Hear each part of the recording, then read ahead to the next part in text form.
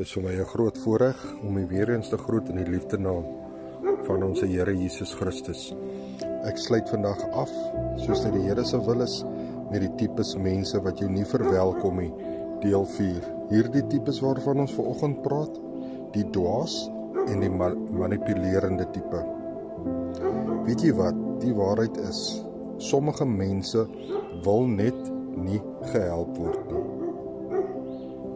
En die ander manipuleer hulle slagoffers en probeer mense oorheers deur hulle verwaandheid.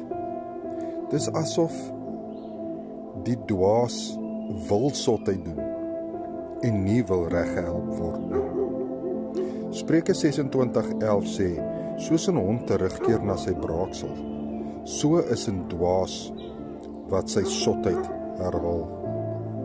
Hierdie is die tipes mense wat herhaaldelik teruggaan na hulle patrone en hulle maniere van dinge doen en hoe hulle dink en hoe hulle optree. Maak nie saak hoeveel keer u probeer hulle help nie, of hoeveel tyd u met hulle spandeer nie. Hulle wil daardie sottige, sondige en verkeerdige dinge doen.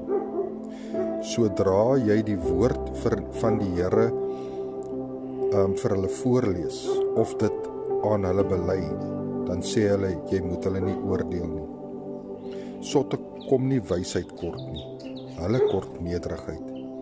Solank as hulle dink, hulle weet beter, sal hulle u help, of sal u help dan te mors gaan. Nog meer gevaarlik is die manipuleerders. Hulle kom met hulle mooi woordjies en verleidende glimlaggies, want hulle sien u as 'n maklike slagoffer. Hulle wil jou mislei en van jou bedoelinge beroof, sodat hulle as die wenners kan uitstap. Spreuke 12:22 Afstootlik vir die Here is vals lippe, maar hulle wat betroubaar optree, geniet sy goedkeuring. Mense wat manipuleer, vertel leuns en met hulle lippe en hulle verdraai die waarheid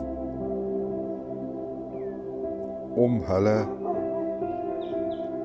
te pas, soos dit hulle goedkeur, soos hulle wil. Hulle speel op jou goedhartigheid en op jou gevoelens.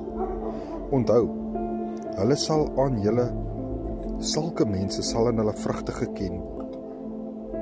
'n Goeie mens dra nie slegte vrugte nie, en 'n slegte mens dra nie goeie vrugte nie. Daarom ken hulle aan hulle vrugte.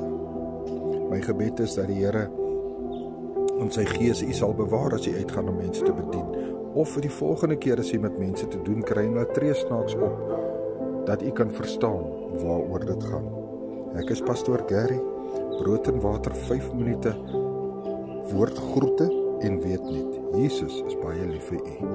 Amen.